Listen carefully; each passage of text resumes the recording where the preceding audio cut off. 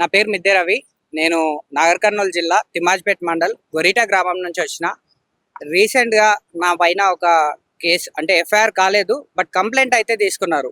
నా బాధ ఏంటంటే నేను అక్కడ ఉన్న అధికారికి ఏమని అడిగినా, సార్ మీరు నాకు కాల్ చేసిండ్రు కదా డిపార్ట్మెంట్ పరంగా, ఫస్ట్ ఆఫ్ ఆల్ నేను ఏదైతే తప్పు చేసిన అంటున్నారో, కంప్లైంట్ తీసుకున్నారో దాన్ని ప్రాపర్గా ఎంక్వైరీ చేసిండ్రా, అడిగిండ్రా అనే విషయాన్ని నేను వాళ్ళని అడగడం జరిగింది.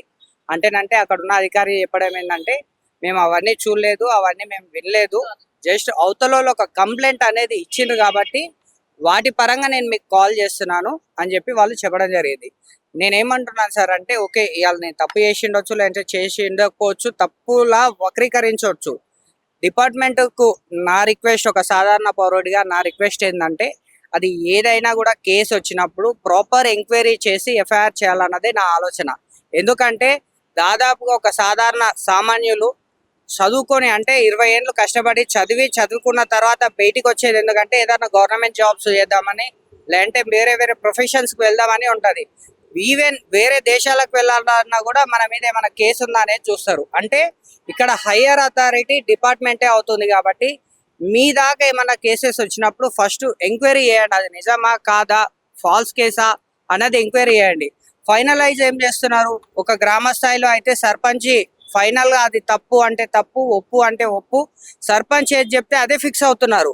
ఇప్పుడు సర్పంచే ఒక సాధారణ పౌరునికి సపోర్ట్ చేయకపోవచ్చు. సపోర్ట్ చేయనప్పుడు సాధారణ పౌరుడు గ్రామాన్ని దాటి బయటికి వెళ్ళలేడు. ఎందుకంటే ఇప్పుడు నేను మీడియాలో మాట్లాడుతున్నా అంటే ఎంతో కొంత నాలెడ్జ్ ఉంది, ఇక్కడ దాకా రాగలుగుతున్నా. నాకన్నా దారుణమైన పరిస్థితుల్లో చాలా మంది ప్రజలు ఉన్నారు, వాళ్ళు ఇక్కడ దాకా వచ్చి చెప్పలేరు.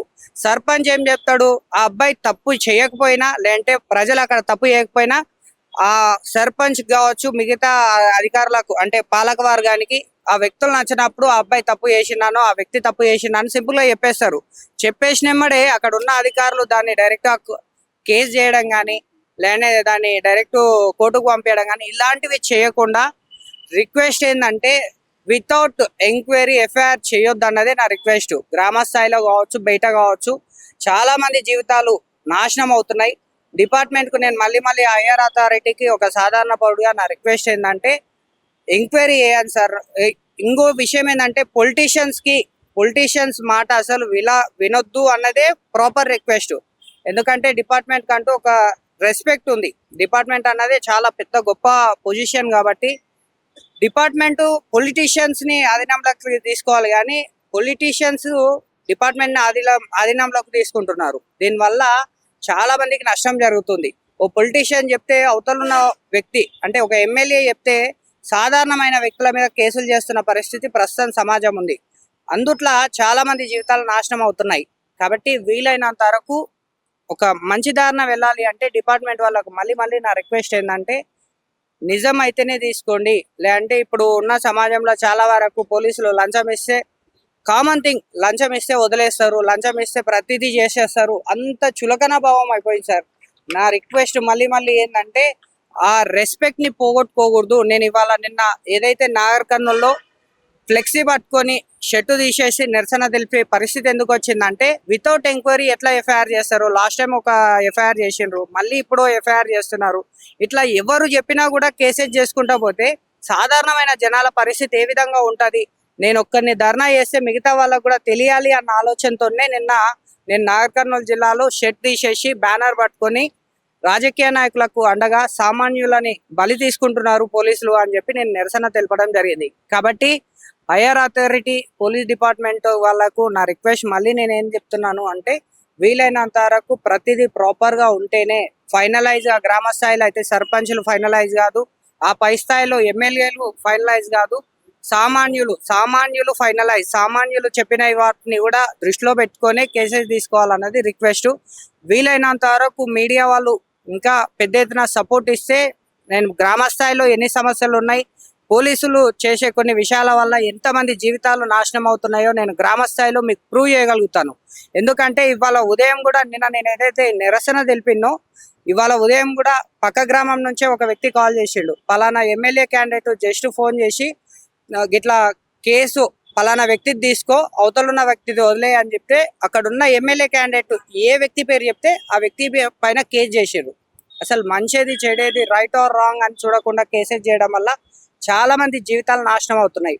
పోలీస్ అధికారులు రిక్వెస్ట్ ఏంటంటే ప్రజల నుంచి మీరు లంచాలు అనుకుంటున్న నన్ను తప్పు పట్టినా పర్లేదు, లంచాలు తీసుకొని వేరే వాళ్ళ మీద కేసులు చేస్తే అవే డబ్బులతో మీ పిల్లల్ని చదివించి విదేశాలకు పంపించినా కూడా వాళ్ళు చెడదారినే వెళ్ళొచ్చు. ఇవి మంచి అంటే మంచి ప్రాసెస్ అయితే కాదు. ఇతరులున్న యూత్ని కానీ ప్రజల జీవితాలను నాశనం చేసి అక్కడ మీ ఫ్యామిలీస్కి ఆ డబ్బుల్ని పంపించడం, ఆ డబ్బుతో ఏదో విలాసాలకు ఉపయోగించడం, భవిష్యత్తుని మార్చుకోవాలనుకుంటే మాత్రం అది సరైన పద్ధతి కాదు. Higher authority CP Sajjanar sir కావచ్చు, మిగతా ఎవరైతే అధికారులు ఉంటారో వారి దాకా ఒక సామాన్య యువకుని బాధ అక్కడ దాకా వెళ్తుంది అని అనుకుంటున్నాను. నేను ఇక్కడ దాకా వచ్చి తప్పులు మాట్లాడొచ్చు, ఇంకేదన్నా తప్పుగా అనిండొచ్చు.